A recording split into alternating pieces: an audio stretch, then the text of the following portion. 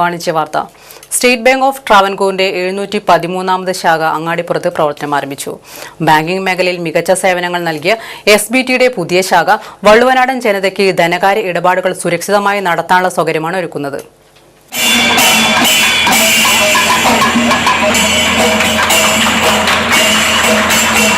Banking മേഖലയിൽ ശ്രദ്ധേയമായ പ്രവർത്തനങ്ങൾ കാഴ്ചവെച്ച സ്റ്റേറ്റ് ബാങ്ക് ഓഫ് ട്രാവൻകൂർ ഉപഭോക്താക്കളുടെ സൗകര്യാർത്ഥമാണ് 713ാമത് ശാഖ അങ്ങാടിപ്പുറത്ത് പ്രവർത്തനം തുടങ്ങിയത്. ശാഖയുടെ ഉദ്ഘാടനം State Bank of Travancore deputy general manager MD Sharma നിർവഹിച്ചു.